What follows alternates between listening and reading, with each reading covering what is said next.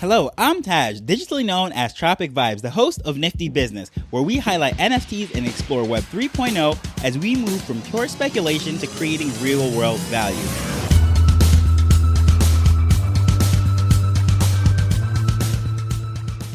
There's this quote by Zig Ziglar that I absolutely love. It is, if you aim at nothing, you will hit it every time.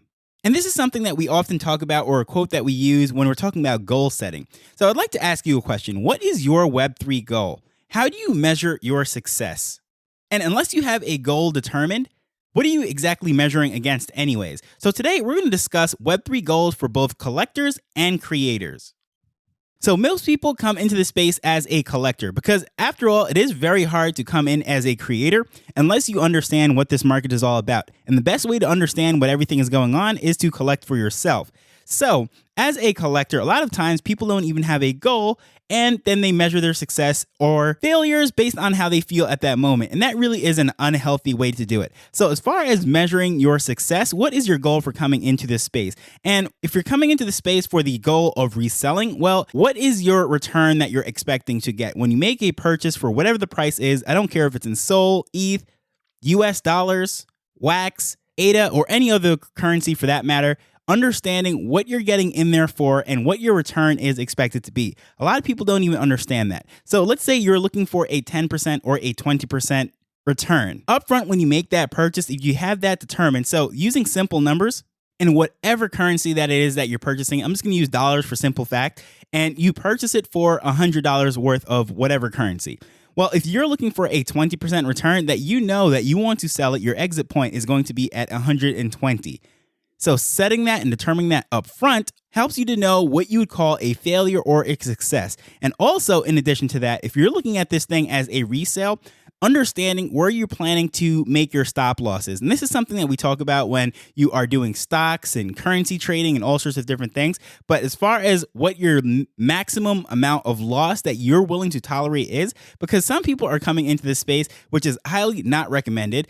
Maybe they're not even in the whole game of collecting for the sake of art or whatever it might be. And they're doing this as a play on how to make money. And they're trading it just like stocks and anything. And I think that is a very dangerous thing to do, mainly because these are illiquid assets. These aren't something that you can sell very quickly, and they're a little bit harder to move, more so than even cryptocurrencies or stocks or anything. So anyone coming to the space and playing with money that they cannot afford to lose is very dangerous and not recommended at all. But understanding just in general what your tolerable loss is helps you to know when you could possibly get out of something if this is not money that you can afford to go to zero, which I do not recommend again. So having those numbers in mind, what your expected return is and what the maximum amount of loss that you have, then you can determine success or loss, and knowing that upfront is just very helpful.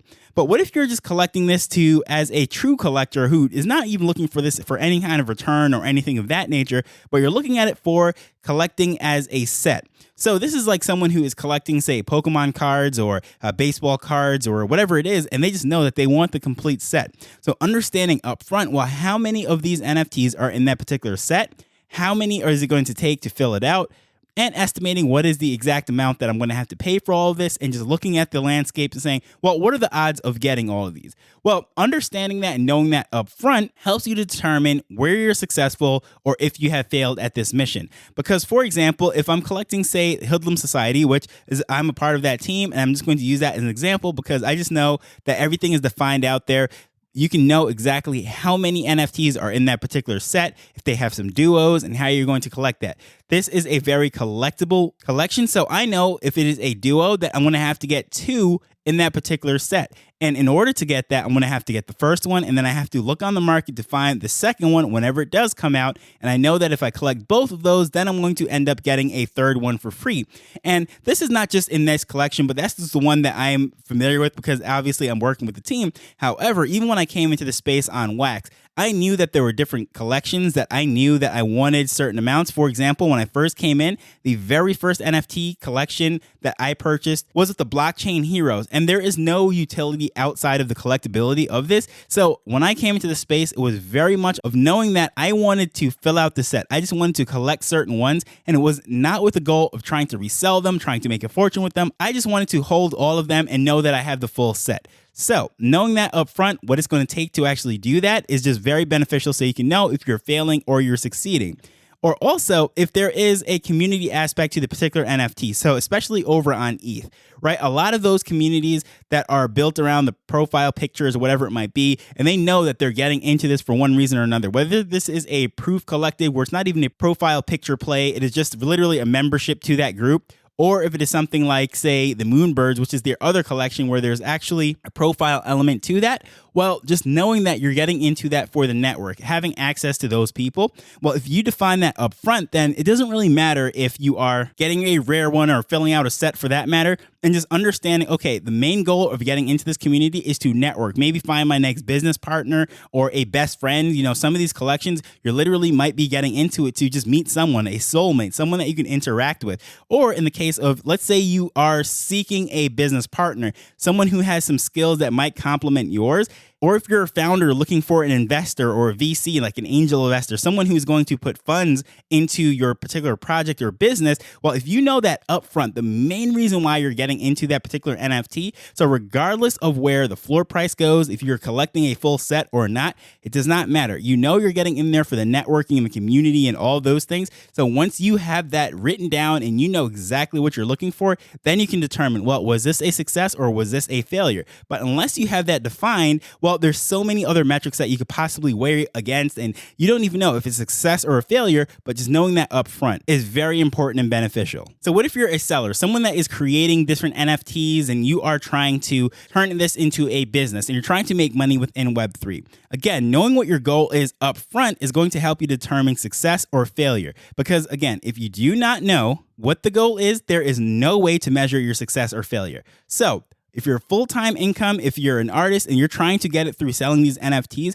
well, you know a particular number that you're going to need to replace. Let's say you have a day job of $50,000 and you want to come into NFT space and do your art and do whatever it is. You know that you have a number of $50,000 that you want to replace, and just measuring it against that. Well, how much did I sell this week? How much did I sell that month?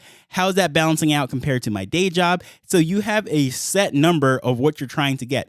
And when it comes to these numbers and hitting these targets of sales, let's say, one of the best ways and easy ways to do this, coming from my online marketing background, is to work backwards. So if I know that my goal is $50,000 per year, well, dividing that by 12 gets me how much I need to get per month. Then if I look at what I'm selling my NFTs for, then I can break it down to say, okay, well, this is how much I need to sell per month in order to hit that target. So reverse engineering it, and you can get it even down to a much more smaller number, getting it down by the week or by the day. So I know that, okay, I have to create X amount per week, X amount per month in order to hit my $50,000 per year, have to get those sales. Well, how am I going to do that? Well, I know that if I hold a space once a week, I'll end up selling 2. Well, if I'm selling 2 per week, and then I can work out the price to figure out exactly how much I need to do in order to get to my 50,000. So that might sound a little complicated, but simply just know this. If you have a set number that you're trying to hit, just work backwards and try to figure out exactly what it is that you're trying to hit, reverse engineer it, and that's how you can determine your success. And this is something that I learned from when I was doing cutlery sales back in the day, when my sophomore year of college. And this was when I was basically doing these home demos and presentations and learning how to hit my goals. And this is the same thing that carried over to real estate and everything. It's just knowing, once you know your percentages, your numbers and all that stuff, and you just work backwards, I know exactly how many phone calls I'm going to have to make, how many presentations I'm going to make, how many mailers I'm going to have to send out, how many different demos I'm going to do, open houses, whatever it might be. And just knowing your numbers in order to hit that success or not. So then I can just tweak it. Okay, well, I'm not hitting this because my sales number is not as much as I need it to be. So does that mean I need to increase my prices, or does that mean I need to do some more showings in order to get those numbers up and more in line? Because if I know my goal absolutely is set in stone, that is what I need to hit. So I have to figure out how I'm going to hit that. Or let's say it's not even about the money play. You are someone who is developing a DApp, a decentralized application, and your goal is to solve some sort of problem. I don't know. This could be anything. It could be like world hunger. It could be world peace. It could be just any kind of aspirational goal that has nothing to do with the money itself.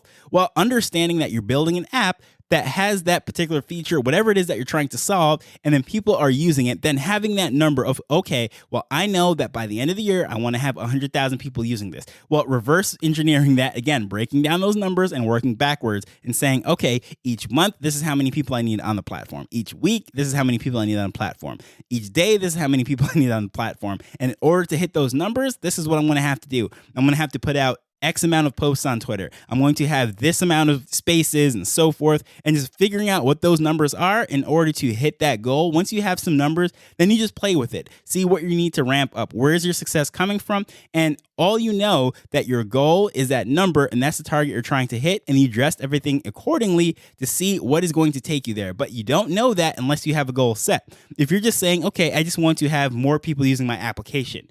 Well, does that mean at the end of the year you have one new person using it? That's too vague. That is too broad of a goal. So in order to really define success, you need to have a set concrete number, knowing that this is where I want to go. And maybe the number that you pick is just way too big, absolutely unrealistic, whatever. You can adjust that. However, just understanding the fact that, okay, this is what we're working with. This is what we're trying to hit. And then again, trying to just reverse engineer it to hit that number. That is how you're going to determine your success or not. Otherwise, you just are flying in the dark and you have no idea if you're doing well, you're failing, or what, if you're slacking off.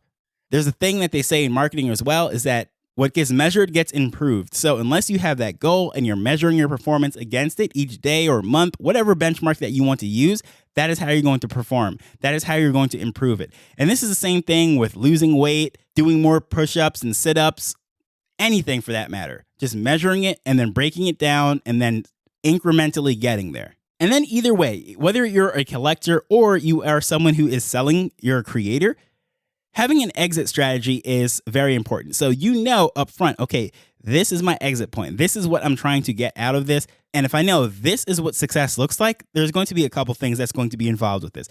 The time frame of how long that I'm willing to do this for. Also, the amount of money or whatever return I'm going to look for, or specific result. Maybe it's a lifestyle change or something. So it's not even about the exact number. Say you might not have, let's say I want to make $100,000 a year selling NFTs, or I want to do X amount of sales in a certain day. But I just know that by the end of the year, I want to have my weekends off. I want to be able to take my kids out to school and spend times with my loved ones, go visit my parents every now and then, things like that. That could be a lifestyle goal. So if that is what is hitting and you're able to do all that, you're able to have a lifestyle through this Web3 stuff, then you know you found success. Otherwise, again, as I said, unless something is defined, you're not going to know if you're going to have success or not. If you aim at nothing, you will hit it every single time. So just having that out front is very beneficial to you and everyone involved. So hopefully you found that interesting. And that is just a great quote. Zig Ziglar, lots of quotes that are out there of him. And I just highly recommend just Googling him if you don't know who he is. Just one of those people that is very well known in the marketing circles and what have you, personal development and so forth. But really, it is beneficial for even Web3 and anything. And a lot of that, this thought was really sparked by that quote and that mindset and bringing in some sales techniques and trying to figure out your numbers and so forth, and really just putting it into Web3, defining your goal, defining your success. So hopefully you found this helpful and interesting. If you did, I would absolutely appreciate it if you gave me a rating or a review on whatever podcast app you're listening to. It does help new people to find this show and checking it out. But either way, I just want to thank you for taking the time to listen to this as we're learning and building Web3 together. So until next time, later. The Nifty Business Arrow is not investment advice. It provides insights and information within the space. As with anything, please do your own research before making a decision whether you're making an investment or a purchase.